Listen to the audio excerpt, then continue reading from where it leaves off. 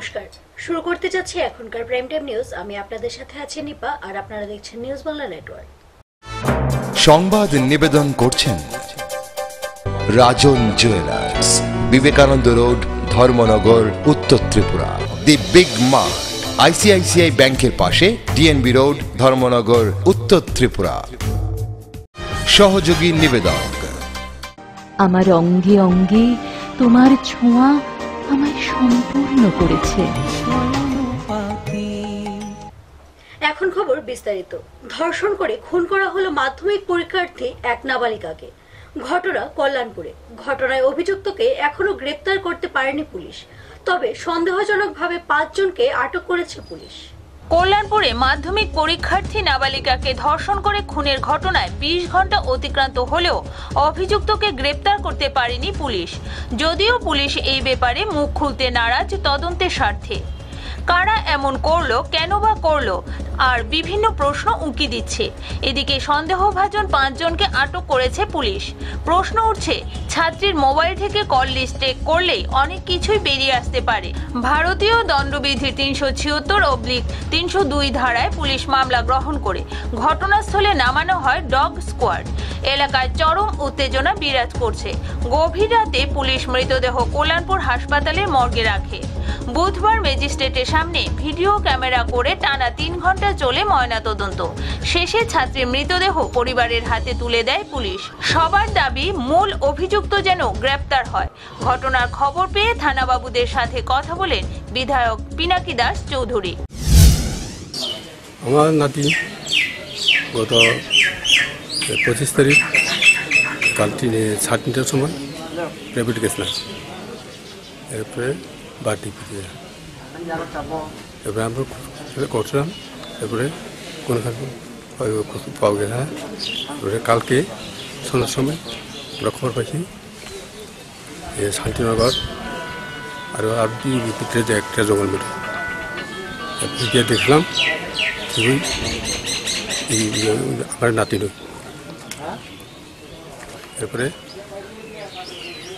আমরা চাই কঠোরভাবে শাস্তি দেওয়ার জন্য আমরা শাস্তি দিলে আমরা আন্দোলন চলব। এটা কীভাবে আগের কথা, এটা মানে অনেকজন জড়িত থাকতে পারে, সেটাকে আমরা কঠোরভাবে শাস্তি দেওয়ার জন্য আমরা চাই। গতকালকে সন্ধ্যার সময় খবর পাই আমাদের কল্যাণপুর বিধানসভার অন্তর্গত উত্তরদিল্লি গাঁওসভার মাধ্যমিক পরীক্ষার্থী ওই ছাত্রীকে একটা পরিত্যক্ত জায়গায় মৃত অবস্থায় পাওয়া যায়। সেটা শোনার সঙ্গে সঙ্গেই আমি রাত্রিবেলায় কল্যাণপুর পিএসের সঙ্গে ওসি সাহেবের সঙ্গে কথা হয়েছে, এসপির সঙ্গে কথা হয়েছে। আমি তৎক্ষণাৎ আগরতলা থেকে সেই কল্যাণপুর আসি এবং এই নৃশংস খুন যারাই করেছে আমি তার তীব্র নিন্দা জানাই এবং এই খুনের সঙ্গে যারাই জড়িত পুলিশ তদন্ত নেমেছে এবং প্রশাসনকে আমরা সঠিক নির্দেশ দেওয়া হয়েছে। সেটা জানেন রাজ্য সরকার প্রত্যেকটি জায়গায় অবৈধ কাজ বা যারা এই ধরনের জঘন্য ঘটনার সঙ্গে যুক্ত সরকার কঠোর পদক্ষেপ নিচ্ছে এবং তারই কালকে আমরা কল্যাণপুর ওসি সাহেবকে বলেছি সঠিকভাবে তদন্ত করে যারাই চিহ্নিত হবে তাদেরকে আইনানুগ ব্যবস্থা নেওয়া হবে এবং দৃষ্টান্তমূলক শাস্তির ব্যবস্থা করা হবে। সরকার ওই ছাত্রীর পরিবারের পাশে আছে, আমরা আছি এবং সরকারের পক্ষ থেকে সম্পূর্ণভাবে সাহায্যের হাত বাড়িয়ে দেওয়া হয়েছে। আজকের দিনে দাঁড়িয়ে ত্রিপুরা রাজ্যে এই সকল জঘন্য অপরাধের যারাই যুক্ত তারা পার পাবে না। এই সরকার এই সমস্ত ব্যাপারে কঠোর সিদ্ধান্ত গ্রহণ করে এবং কোনো অবস্থাতেই আসামির আগামী দিন ছাড় পাবে না। তার জন্য প্রশাসন সরকার সঠিকভাবে এগিয়ে যাবে এবং ওই ছাত্রীর পরিবারের প্রতি সমবেদনা জ্ঞাপন করছি এবং আগামী দিন যাতে তাদের বিরুদ্ধে সঠিক তদন্ত করে ওই আসামিগুলি মুখ বা চেহারা রাজ্যবাসীর কাছে পরিষ্কার হয়, তার জন্য প্রশাসন নির্লসভাবে কাজ করছে। আমাদের এলাকাবাসীর পক্ষ থেকেও প্রশাসনকে সাহায্য সহযোগিতা করছে, আমরাও সেখানে সাহায্যের হাত বাড়িয়ে দিয়েছি এবং আগামী দিন নিশ্চিত আসামি সেখানে ধরা পড়বে। কল্যাণপুর প্রতিনিধি রিপোর্ট, নিউজ বাংলা। তৃণমূলের পার্টি অফিসগুলি জঙ্গি সংগঠনের স্বর্গরাজ্য হয়ে উঠেছে। ভারত সরকার তার ব্যবস্থা নেওয়ার কথা ভাবুক। বুধবার বীরভূমে এক সাংবাদিক সম্মেলন করে একথা বলেন বিজেপির রাজ্য সম্পাদক সায়ন্তন বসু।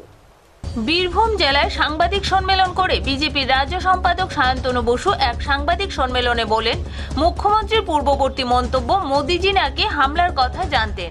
এই মন্তব্যের পরিপ্রেক্ষিতে বলেন, পাকিস্তানের প্রধানমন্ত্রী ইমরান খান আর বাংলার প্রধানমন্ত্রী মমতা বন্দ্যোপাধ্যায়ের কথার মিল আছে। ভারতে হামলাকারী পাকিস্তানের সাথে আছে বাংলার শাসক দল, না ভারত সরকারের সাথে আছে নাকি তা স্পষ্ট করে জানাক। এছাড়া বলেন, পশ্চিমবঙ্গের বেশ কিছু জেলা বীরভূম, মুর্শিদাবাদ জামাতে মুজাহিদিন আইএসআই এর মতো জঙ্গি সংগঠনের স্বর্গরাজ্যে পরিণত হয়েছে। তাই ঘন ঘন বিস্ফোরণ ঘটছে, তৃণমূলের পার্টি অফিস উড়ে যাচ্ছে। বীরভূম জেলা আইএসআই এর কেন্দ্রে পরিণত হয়েছে। 3 দিন সারা দেশে একটা নির্দিষ্ট কার্যক্রম নেওয়া হয়েছে। গতকাল আমরা কমল জ্যোতির কার্যক্রম করেছি, বীরভূমের বিভিন্ন জায়গায় হয়েছে, প্রত্যেক মণ্ডলে হয়েছে। যত আমাদের মণ্ডল আছে প্রত্যেক বিধানসভায় হয়েছে। আমি নিজে মোহাম্মদবাজারে উপস্থিত ছিলাম। যত বেনিফিশিয়ারি, যারা গ্যাস পেয়েছেন, যারা টাকার চাল ডাল পান, যারা 100 দিনের কাজ পেয়েছেন, যারা মুদ্রা লোন পেয়েছেন, তাদের প্রত্যেককে আমরা কালকে প্রদীপ উপহার দিয়েছি বা তারাও ব্যবস্থা করেছেন, তারা সে প্রদীপ প্রজ্বলন করেছেন। পশ্চিমবঙ্গে এই সংখ্যাটা ইনডাইরেক্টলি 2 কোটি মানুষ উপকৃত হয়েছেন কেন্দ্রীয় যোজনাগুলোর মাধ্যমে। আয়ুষ্মান ভারত সারা ভারতবর্ষে হয়েছে, পশ্চিমবঙ্গেও আয়ুষ্মান ভারত শুরু হয়েছিল, কিন্তু মুখ্যমন্ত্রী উইথড্র করে নিয়েছেন। ফলে পশ্চিমবঙ্গের সাধারণ গরিব মানুষ যারা 5 লক্ষ টাকা অবধি বিনা পয়সায় ট্রিটমেন্টের ব্যবস্থা পেতেন, তার থেকে বাংলার মানুষ বঞ্চিত হচ্ছে। কেন্দ্র সরকার প্রত্যেক কৃষককে প্রত্যেক মাসে 3000 টাকা দেওয়ার ব্যবস্থা করেছে, তার থেকেও বাংলার মানুষকে বঞ্চিত করার চেষ্টা করছেন মমতা বন্দ্যোপাধ্যায় সরকার। যে সমস্ত অসংগঠিত ক্ষেত্রে শ্রমিক আছেন তাদেরকেও প্রত্যেক মাসে ভাতা দেওয়ার ব্যবস্থা কেন্দ্র সরকার করেছে, সেখানেও একটা ষড়যন্ত্র করছেন রাজ্য সরকার। এর প্রতিবাদে আমরা রাজ্য জুড়ে প্রচার করব। রাজ্য যদি বিজেপি সরকার আসে তাহলে এই সমস্ত মানুষ কেন্দ্রের এই প্রকল্পগুলোর আওতায় আসবেন এবং তারা প্রচুর সুবিধা পাবেন। আগামীকাল প্রধানমন্ত্রী আমাদের সঙ্গে, প্রত্যেক বিজেপি কার্যকর্তা তাদের সঙ্গে প্রত্যেক মণ্ডল অফিসে দুপুর 12টার সময় ভিডিও কনফারেন্স করবেন। 12টা থেকে 1টা অবধি 1 ঘন্টায় ভিডিও কনফারেন্স চলবে। তাই দুটো বিষয় আপনাদের কাছে জানানোর ছিল। গতকাল পশ্চিমবঙ্গের প্রায় সমস্ত মণ্ডল স্তরে এই কার্যক্রম হয়েছে এবং আমাদের কাছে যা ফিডব্যাক এসছে 77,000 বুথের মধ্যে প্রায় 60,000 বুথে আমরা গতকাল কার্যক্রম করতে পেরেছি। এর মধ্যে আমি দুটি বিষয় বলতে চাই অতিরিক্ত। সেটা হচ্ছে, মুখ্যমন্ত্রী একটি কথা বলেছিলেন যে মোদি নাকি জানতেন যে এরকম হামলা হবে এবং এটাকে রাজনীতিতে ব্যবহার করছেন। আজকের সংবাদপত্রেও কিন্তু পাকিস্তানের প্রধানমন্ত্রী প্রায় এরকমই কথা বলেছেন। অর্থাৎ পাকিস্তানের প্রধানমন্ত্রীর কথা আর পশ্চিমবঙ্গের মুখ্যমন্ত্রীর কথা কোথাও মিলে যাচ্ছে। পশ্চিমবঙ্গের তৃণমূল কংগ্রেসের নেতাদের আচরণ দেখে মনে হচ্ছে তারা পশ্চিমবঙ্গে রাজনীতি করছেন না, তারা বাংলাদেশ বা পাকিস্তানের রাজনীতি করছেন। রাজ্য মন্ত্রিসভার এক মন্ত্রী, তাকে নিয়ে তো রাস্তাঘাটে লোকজন বলছে এ আইএসআইয়ের এজেন্ট। পশ্চিমবঙ্গ সরকার স্পষ্ট করুক, ভারত পাকিস্তানের ওপর যে হামলা হয়েছে, এই হামলায় তারা ভারত সরকারের সাথে আছে না পাকিস্তানের সাথে আছে। সাধারণ মানুষ আজকে পশ্চিমবঙ্গের সরকারকে, পশ্চিমবঙ্গের তৃণমূলের নেতৃত্বকে বিশ্বাস করছে না।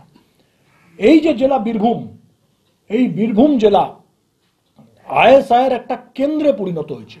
এখানে বিভিন্ন জামাতের মডিউল কাজ করে। যখন ভারত পাকিস্তানের উপর হামলা চালাচ্ছে ঠিক সেদিনই, সেই সময় বাসার পর কিছুক্ষণ পরে পার্শ্ববর্তী জেলা মুর্শিদাবাদ থেকে জামাতের 2 জন সক্রিয় জঙ্গিকে গ্রেপ্তার করেছে গতকাল এনআইএ। গতকালই তারা গ্রেপ্তার হয়েছে। আমরা ভারত সরকারের কাছে অনুরোধ করব, লিখিতভাবে অনুরোধ করব, যে পশ্চিমবঙ্গের এই সমস্ত জেলা যেগুলো একেবারে আইএসআই জামাতের ঘাঁটি, তৃণমূলের পার্টি অফিসগুলো বীরভূম জেলায় জামাতের ঘাঁটিতে পরিণত হয়েছে, তার জন্য বোমা বিস্ফোরণ হচ্ছে, তার জন্য পার্টি অফিসগুলো উড়ে যাচ্ছে, সন্ত্রাসবাদীদের কাঠামো এখানে তৈরি হচ্ছে।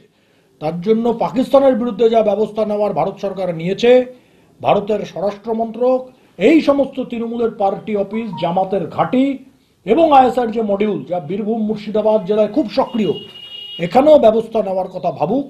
যা যা ব্যবস্থা নেওয়ার তারা নিক, যা সাহায্য করার আমাদের কার্যকর্তারা করবেন। কলকাতা থেকে Arghya Maiti report, news Bangla. APSC topper Maria Tanim কাণ্ডে নতুন মুখ, স্ত্রীকে ফিরে পেতে মামলা দায়ের। 3 দিনের মাথায় বিবাহ বিচ্ছেদ চেয়ে শিলচর পরিবার আদালতে তানিম। শ্বশুর পরিকল্পিতভাবে এই মামলা করিয়েছেন অভিযোগ স্বামী আজাদ খানের। বুধবার শিলচর পারিবারিক আদালতে হাজিরা দিলেন দক্ষিণ করিমগঞ্জের বিধায়ক আজিজ খানের কনিষ্ঠ ভ্রাতা তথা মারিয়া তানিমের স্বামী আজাদ খান মিটু। আদালত থেকে বেরিয়ে শ্বশুরের বিরুদ্ধে পাল্টা তোপ দাগলেন জামাই। তার স্ত্রীকে নাকি ইমোশনাল ব্ল্যাকমেল করে তার কাছ থেকে আলাদা করার ষড়যন্ত্রে লিপ্ত হয়েছেন শ্বশুর অবসরপ্রাপ্ত সিনিয়র বিডিও কুতুবুদ্দিন আহমেদ। রাজ্যের এপিএসসি টপার মারিয়া তানিম খান কর্তৃক আদালতে দায়ের করা বিচ্ছেদ মামলায় স্ত্রীর স্বাক্ষর ও জাল করা হয়েছে বলে সন্দেহ প্রকাশ করেন আজাদ খান মিটু। তার অভিযোগ, মেয়ের ক্ষমতাকে কুক্ষিগত করে রাখার লক্ষ্যে এই প্রয়াস। আজকে যে পরিস্থিতি যেটা হয়েছে আমার উপরে পড়েছে, কি করবো এবং উপায় নেই। আমি তো কোর্টে ডাকলে কোর্টে আসতে হবে আমার।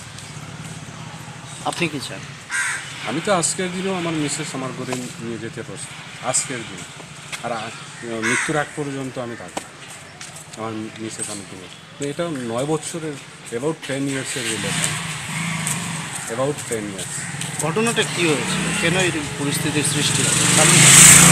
কারণটা আমি নিজেও বুঝতে পারছি না। ওর মা বাবা কী চাইছে, ওর মানে মা বাবা, আমার মিসেসের মা বাবা কী চায় ওটা আমি নিজেও বুঝতে পারিনি। কেন এরকম মানে ভাবছে। আমার মিসেসে কিন্তু আজকের দিনেও আমাকে কোনো মৌখিক বলেনি যে ডিভোর্স দিতে হবে, কিংবা আমার এগেনস্টেও বলেনি।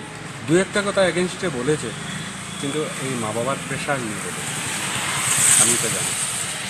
আর আমার মিসেসের সঙ্গে আমার কোনো অসুবিধা হয় না, আমার কোনো হাজিরা হয় না, কিচ্ছু।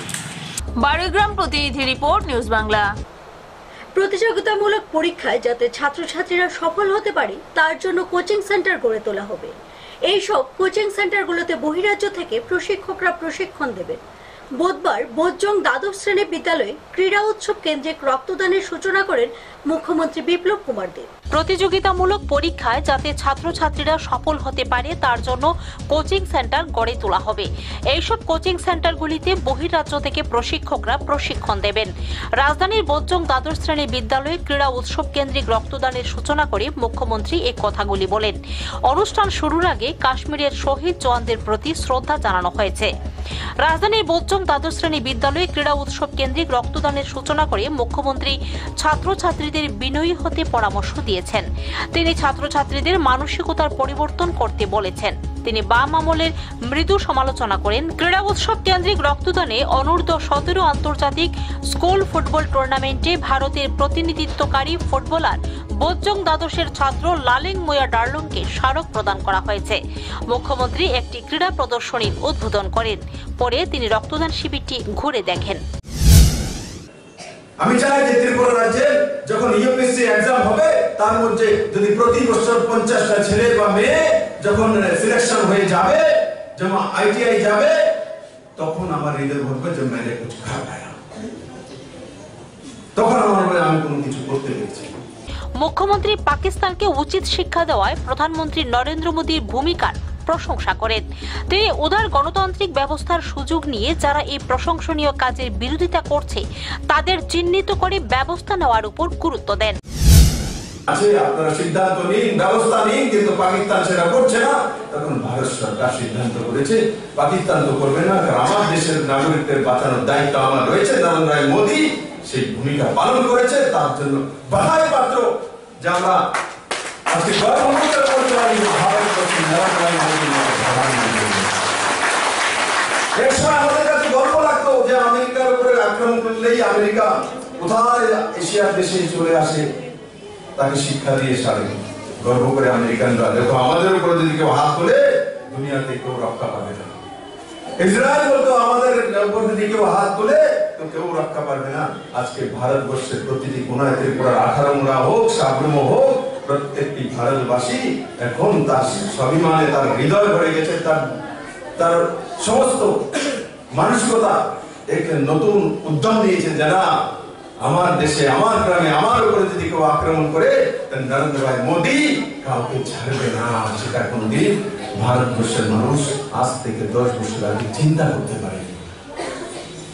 আজকে সেই জিনিস ত্রিপুরার নতুন সরকার এসে কাজ করছে, একের পর এক সিদ্ধান্ত নিচ্ছে, ইমপ্লিমেন্ট হচ্ছে।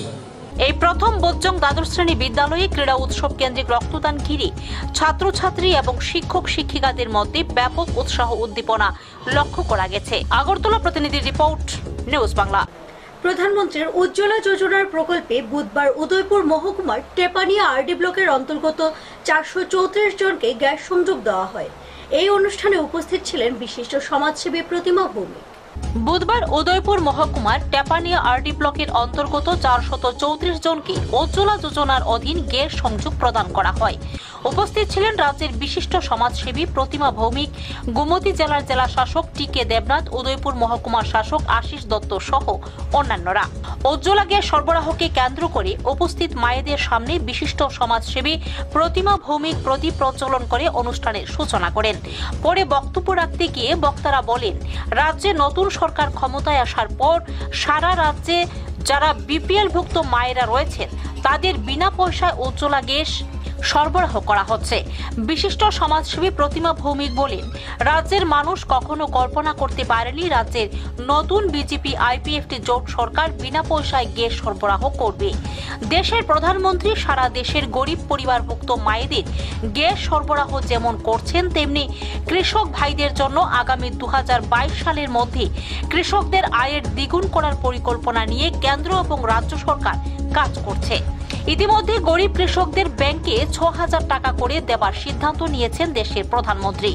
বুধবারের গ্যাস সরবরাহ অনুষ্ঠানে প্রচুর মায়েদের উপস্থিতি লক্ষ্য করা গেছে। আমাদের রাজ্যের মুখ্যমন্ত্রী হওয়ার আজকে 11 মাস 12 মাস মানে 1 বছর চলছে। 7 মাসের সরকার হওয়ার 7 মাসের মধ্যে আমাদের রাজ্যের মুখ্যমন্ত্রী 3বার দিল্লিতে গেছেন। আমাদের ত্রিপুরা রাজ্যের কৃষকরা যারা রয়েছে তাদের উৎপাদিত ধানের মূল্য, যেটা 1 কুইন্টাল ধান অথবা 1 মণ ধান যে বাজারে 400 টাকা বিক্রি করতে আমাদের কষ্ট হতো, সেই ধান আজকে 700 টাকা বিক্রি করা হচ্ছে। সেটা হচ্ছে কৃষকের সম্মান। এবং কৃষকের যে 1 মণ ধান 700 টাকা বিক্রি করা হচ্ছে, সেটা বাড়িতে বসে বিক্রি করার ব্যবস্থা করে দেওয়া হয়েছে। সেটা হচ্ছে কৃষকের উৎপাদিত যে পণ্য, যে সামগ্রী, সেটাকে মার্কেটিং, তার বাজার নির্মাণ করা, সেই রাস্তা কেন্দ্র থেকে রাজ্যের যে সরকার, একটা সরকার থাকলে কি সুবিধা, সে ডাবল ইঞ্জিনে রেলটা চলে। আর আমরা যারা উদয়পুরবাসী রয়েছি, আমরা তো আরো ভাগ্যবান। রেলের ইঞ্জিন যেটা আমরা কখনো স্বপ্ন কল্পনা করতে পারিনি যে উদয়পুরে রেল আসবে, আগরতলাতে রাজধানী আসবে, বিলুনিয়াতে রেল যাবে, সাবরুমে রেল যাবে, আমরা কখনো স্বপ্ন কল্পনা করতে পারিনি। উদয়পুর প্রতিনিধি রিপোর্ট, নিউজ বাংলা। নিয়ে নিচ্ছি ছোট্ট একটি বিজ্ঞাপন বিরতি, ফিরে আসছি বিরতির পর, সঙ্গে থাকুন। শ্রেষ্ঠ ভারতের আদলে শ্রেষ্ঠ ত্রিপুরা গড়তে ত্রিপুরার পরিবর্তিত সরকার নতুন দৃষ্টিভঙ্গি গ্রহণ করে এক ইতিবাচক ভূমিকা পালন করেছে। রাজ্যের কৃষকদের আয় দ্বিগুণ করে আর্থিক নিরাপত্তা দিতে সহায়ক মূল্যে সরাসরি কৃষকদের থেকে ধান ক্রয় করা হচ্ছে। সবার ঘরে ঘরে বিনামূল্যে বিশুদ্ধ পানীয় জল পৌঁছে দেওয়ার লক্ষ্যে অটল জলধারা যোজনায় অটল জলধারা মিশন, অটল জলধারা রাজ্য সরকার, সম্পূর্ণ রাজ্য সরকার স্কিম, এবং রাজ্যে রেশনিং ব্যবস্থার ডিজিটালাইজেশন পদ্ধতি চালু করে ডাল এবং শস্য বিতরণে এক অনন্য ভূমিকা পালন করেছে। নেশামুক্ত ত্রিপুরা গড়তে অঙ্গীকারবদ্ধ এই সরকার এখনো পর্যন্ত প্রায় ৬৫,০০০ কেজি গাঁজা উদ্ধার করে বাজেয়াপ্ত করতে সক্ষম হয়েছে। জনজাতিদের আর্থ-সামাজিক, সাংস্কৃতিক ও ভাষাগত উন্নয়নের লক্ষ্যে একটি কমিটি গঠন করে উপজাতি কল্যাণে এক গুচ্ছ পরিকল্পনা গ্রহণ করা হয়েছে। রাজ্যে ক্রীড়া ও সংস্কৃতি ক্ষেত্রে উৎসাহ যোগাতে খেলো ত্রিপুরা কর্মসূচির অন্তর্গত মুখ্যমন্ত্রী প্রতিভাশালী পুরস্কার প্রদান, আন্তর্জাতিক মানের পরিকাঠামো গড়ে তোলা সহ বিভিন্ন কর্মসূচি বাস্তবায়ন করা হচ্ছে এবং ত্রিপুরা পর্যটনের সম্ভাবনা আরও বেশি গতিশীল, উন্নত ও সুদৃঢ় করার লক্ষ্যে বিশেষ গঠনমূলক সিদ্ধান্ত গ্রহণ করা হয় এবং ইতিমধ্যেই থাইল্যান্ডের রাজকুমারী ও মার্কিন যুক্তরাষ্ট্রের রাষ্ট্রদূত সহ আমাদের মাননীয় প্রধানমন্ত্রী, মাননীয় রাষ্ট্রপতি ও উপরাষ্ট্রপতি ত্রিপুরা ভ্রমণ করেন এবং মূল্যবান অভিমত প্রকাশ করেন। आप सबको धन्यवाद देता हूं और आप सबके उज्जवल भविष्य की शुभकामना करता हूं। ত্রিপুরাবাসীদের দাবি এবং অভিযোগ প্রশাসনের কাছে সরাসরি এবং নির্দ্বিধায় পৌঁছে দেওয়ার লক্ষ্যে প্রতিনিয়ত আয়োজিত হচ্ছে জনতার দরবার। রাজ্যবাসীদের স্বনির্ভর এবং গুণগত জীবনযাত্রার মান উন্নয়নের লক্ষ্যে শিক্ষক নিয়োগে ন্যূনতম যোগ্যতায় এককালীন ছাড়ের ব্যবস্থা, ত্রিপুরা স্টেট রাইফেলসের 2টি রিজার্ভ ব্যাটালিয়নে নিয়োগ এবং নারী সুরক্ষা ও নারী শক্তি বৃদ্ধির জন্য ত্রিপুরা পুলিশে সরাসরি নিয়োগে 10% মহিলা সংরক্ষণের উদ্যোগ নেওয়া হয়েছে।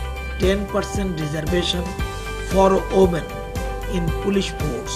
আমাদের রাজ্যের প্রতিভাবান শিল্পীদের আরও বেশি সুযোগ সম্প্রসারণের লক্ষ্যে খোলা হয়েছে ললিত কলা একাডেমির আঞ্চলিক শাখা। জনগণের আর্থ-সামাজিক উন্নয়নে অংশগ্রহণ করে আপনিও রাজ্যের সার্বিক উন্নয়নে অংশীদার হন। এক ত্রিপুরা শ্রেষ্ঠ ত্রিপুরা, ত্রিপুরা সরকার দ্বারা জনস্বার্থে প্রচারিত। আগামী 25 থেকে 28 ফেব্রুয়ারি সারা ত্রিপুরা রাজ্য জুড়ে শিক্ষার অ্যাওয়ারনেস প্রোগ্রাম হবে।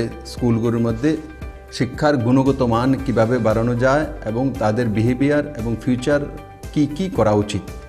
আমি আপিল করছি সমস্ত ত্রিপুরাবাসীকে যে ওই 25 থেকে 28-এর মধ্যে যাতে সমস্ত ছাত্রছাত্রীদেরকে স্কুলে অবশ্যই পাঠায়। এনসিইআরটির মাধ্যমে আমরা ফাউন্ডেশন তৈরি করতে চলছি, এডুকেশন লেভেল দিতে চলছি, শিক্ষার গুণগত মান বাড়াতে চলছি। তো আমার এটাও আপিল থাকবে 3 মার্চ সারা ত্রিপুরা রাজ্য ধরে যে প্যারেন্টস মিটিং হবে স্কুলের মধ্যে, সমস্ত প্যারেন্টসরা, সমস্ত অভিভাবকরা যাতে ওই মিটিংয়ে উপস্থিত থাকে এবং তার ছেলে মেয়ের বিষয়ে নিজের তরফ থেকে বলা এবং টিচাররা কি বলছে সেটা শোনা, তারপর নিজের সন্তানের ভবিষ্যতের বিষয়ে সিদ্ধান্ত নেওয়া। আমি আবারও শিক্ষা দপ্তর এবং মাননীয় মন্ত্রী শ্রী রতনলাল নাথকে অনেক অনেক ধন্যবাদ জানাই এবং ত্রিপুরাবাসীর কাছে আবারও আপিল জানাই, এই যে কর্মযজ্ঞে সবাই মিলে ভাগ নিন আর উৎসবের মেজাজে ভাগ নিন এবং ত্রিপুরার জন্য এক নতুন উজ্জ্বল ভবিষ্যৎ তৈরি করুন। ধন্যবাদ। এক ত্রিপুরা শ্রেষ্ঠ ত্রিপুরা, ত্রিপুরা সরকার দ্বারা জনস্বার্থে প্রচারিত। ফিরে এলাম বিরতির পর। 2016 সালে টিএসআর এর ইন্টারভিউ দিয়েও চাকরি না পাওয়ায় পথে নামলো বঞ্চিত প্রার্থীরা।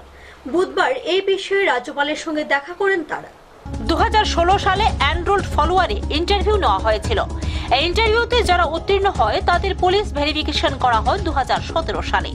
রাজ্যে উত্তীর্ণের সংখ্যা ছিল 372 জন এবং বহির্রাজ্যের সংখ্যা ছিল 134 জন। কিন্তু এতদিন অতিক্রান্ত হওয়ার পরও অফার ছাড়া হয়নি। এই অফার ছাড়ার জন্য স্বরাষ্ট্র দপ্তরের কাছে জানানো হয়েছে আবেদন। এখনো কোনো উদ্যোগ লক্ষ্য করা যায়নি। সরকারি তরফে মিলছে কেবল আশ্বাস। অবিলম্বে এই অফারগুলি ছাড়ার দাবিতে পথে নামলো বঞ্চিত প্রার্থীরা। বুধবার টিএসআর এনরোলড ফলোয়ারেরা রাজ্যপালের সঙ্গে সাক্ষাৎ করতে যায়, কিন্তু আগাম কোনো অনুমতি না থাকায় তাদের রাজ্যপালের সঙ্গে সাক্ষাৎ করতে দেননি আরক্ষা কর্মীরা। সামনেই লোকসভা নির্বাচন, আর এই নির্বাচনের আগে তাদের চাকরির অফার ছাড়া না হলে বৃহত্তর আন্দোলনে নামার ঘোষণা দেন টিএসআর এনরোলড ফলোয়ারেরা।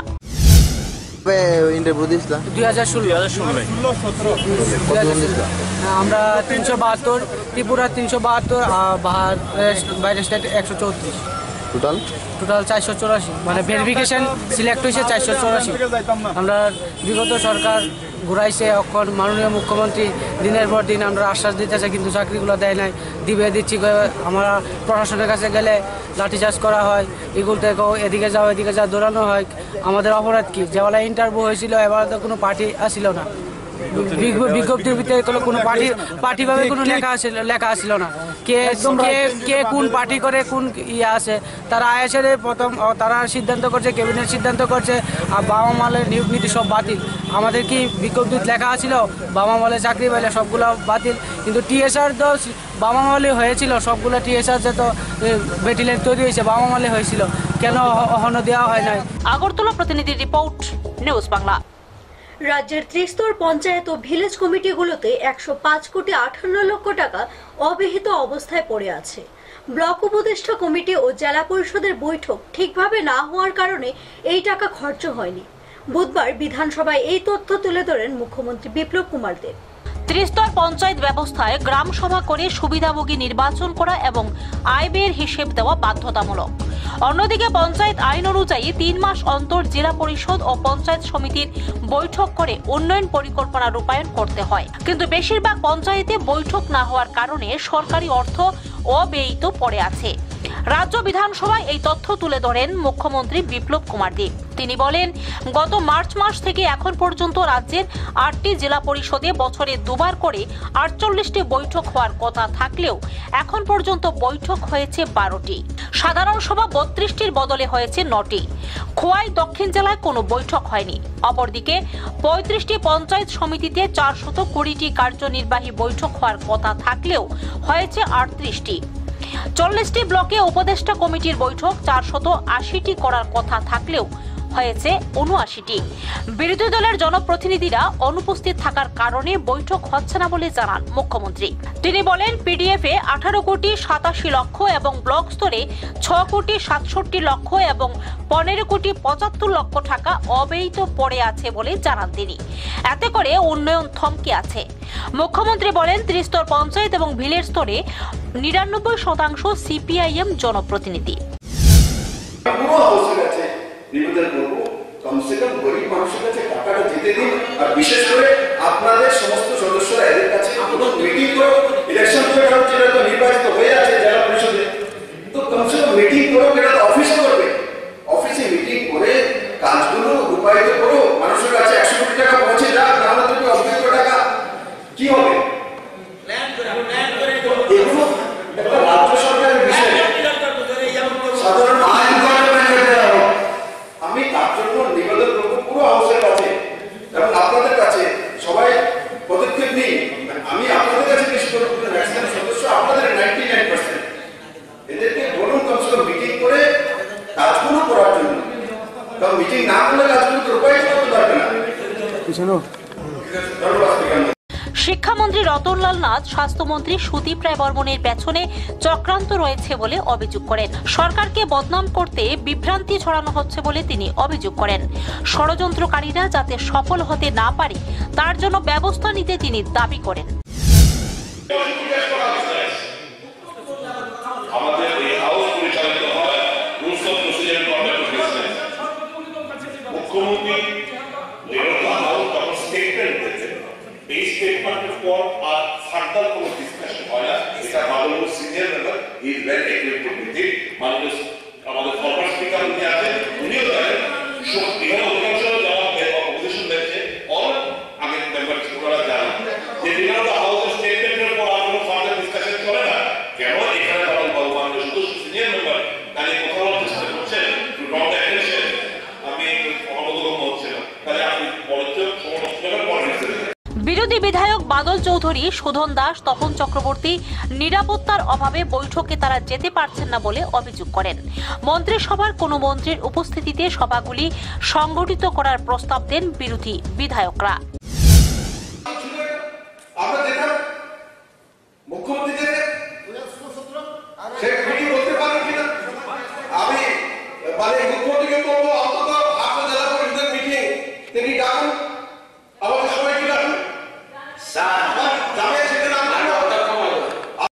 শিক্ষামন্ত্রী রতনলাল নাথ টাকা অব্যয়িত রেখে জনগণকে খেপিয়ে তোলার জন্য বিরোধী দলকে দায়ী করেন।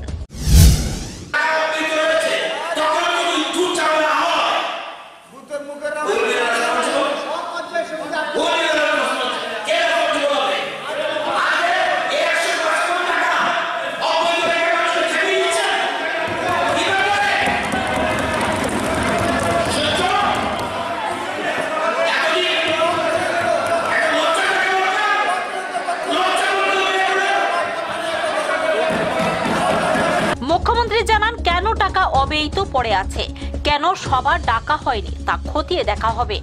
এরপরেই পরবর্তী পদক্ষেপ নেওয়া হবে বলে তিনি জানিয়েছেন। আগরতলা প্রতিনিধির রিপোর্ট, নিউজ বাংলা। রাজ্যে আরো নতুন করে 60টি ডিগ্রি কলেজ খোলা হচ্ছে। বুধবার রাজ্য বিধানসভায় এই কথাগুলি বলেন শিক্ষামন্ত্রী রতনলাল নাথ। প্রতিটি বিধানসভা এলাকায় একটি করে ইংরেজি মাধ্যম স্কুল খোলা হবে বলেও জানান তিনি।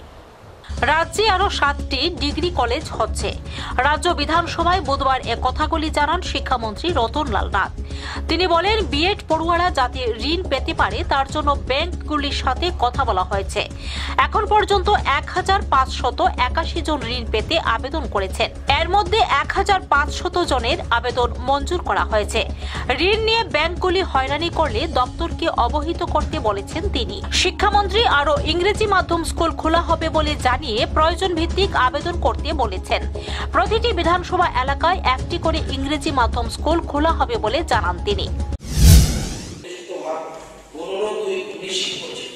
বিভিন্ন ব্যাংক থেকে রাজ্যে এবং বহিরাজ্যে ছাত্রছাত্রীদের 470টি ঋণ মঞ্জুর করা হয়েছে। উক্ত ঋণের পরিমাণ 4,96,20,000। প্রশ্ন 2, রাজ্যের বিভিন্ন জেলায় কত সংখ্যক বিএড কলেজে স্থাপনের পরিকল্পনা রয়েছে এবং কোথায় কোথায় স্থাপন করা হবে, জায়গার নাম সহ? উত্তর, রাজ্যের 4টি স্থানে নতুন বিএড কোর্স চালু পরিকল্পনা উচ্চশিক্ষা দপ্তর রয়েছে। সেগুলো হল যথাক্রমে উত্তর ত্রিপুরা জেলার সাধারণ ডিগ্রি কলেজ ধর্মনগর, দক্ষিণ ত্রিপুরা জেলার ঈশ্বরচন্দ্র বিদ্যাসাগর মহাবিদ্যালয় পিরোনিয়া, গ পশ্চিম ত্রিপুরা জেলার বীর বিক্রম মেমোরিয়াল কলেজ ও সরকারি মহিলা কলেজ আগরতলা। 3, উক্ত কলেজগুলির কাজ কবে শুরু হবে বলে আশা করা যায়। বিএড কোর্স চালুর জন্য national council of teacher education এর পোর্টালে অনলাইনে আবেদন করতে হয়, যার ভিত্তিতে প্রয়োজনীয় পরিকাঠামো ইত্যাদি ব্যবস্থা সাপেক্ষে অনুমোদন দিয়ে থাকে। এনসিটি এই পোর্টালটি চালু হলেই উক্ত কলেজগুলিতে বিএড কোর্স চালু করার প্রয়োজনীয় অনুমোদনের জন্য আবেদন করা হবে। 4, প্রশ্ন 4, রাজ্যের পিপিপি মডেলে বিএড কোর্স স্থাপনের কোনো পরিকল্পনা দপ্তরে রয়েছে কিনা? উত্তর, রাজ্যের পিপিপি মডেলে বিএড কোর্স স্থাপনের কোনো সুনির্দিষ্ট প্রস্তাব থাকলে উচ্চশিক্ষা দপ্তর তা বিবেচনা করে দেখবে। আগরতলা প্রতিনিধির রিপোর্ট, নিউজ বাংলা। 25শে ফেব্রুয়ারি থেকে 28শে ফেব্রুয়ারি পর্যন্ত তৃতীয় শ্রেণী থেকে অষ্টম শ্রেণীর ছাত্রছাত্রীদের নিয়ে চলছে শিক্ষার মূল্যায়ন। সাফল্যের সঙ্গে এই কর্মসূচি চলছে বলে রাজ্য বিধানসভায় দাবি করলেন শিক্ষামন্ত্রী রতনলাল নাথ। তৃতীয় শ্রেণী থেকে অষ্টম শ্রেণী পর্যন্ত শিক্ষণ মূল্যায়ন করতে রাজ্যে শুরু হয়েছে নতুন দিশা। সাফল্যের সঙ্গে এই কর্মসূচি চলছে বলে রাজ্য বিধানসভায় দাবি করলেন শিক্ষামন্ত্রী রতনলাল নাথ। তিনি বলেন, গত দুদিনে 3,43,598 জন ছাত্রছাত্রী এই কর্মসূচিতে অংশ নিয়েছে। আগামী দুদিনে আরো 2,79,000 ছাত্রছাত্রী এতে অংশ নেবে বলে জানান তিনি। এরপর ক্লাস অনুযায়ী পঠন পাঠন পদ্ধতি ঠিক হবে বলে তিনি জানিয়েছেন। 25, 26, 27, 28 এবং সারা রাজ্যে 3 থেকে 8 পর্যন্ত আমরা বলেছিলাম সবাই যেন স্কুলে আসে। সবাই গার্জিয়ানদের চিঠি লিখেছে, শিক্ষকদের বলেছে এবং আমাদের সেকেন্ড ডে কালকে এবং পরশুদিন কালকে মিলে কত স্টুডেন্ট টার্ন করেছে। আমাদের টোটাল 3 to 8 রাজ্যের ছাত্রছাত্রীর সংখ্যা 3,43,598। 2 দিনে টার্ন করেছে 2,79,640, পার্সেন্টেজ 81.38% এবং আরো আজকে কালকে রয়েছে। আমরা আশা করি 100% স্টুডেন্টস টার্ন আপ করবে।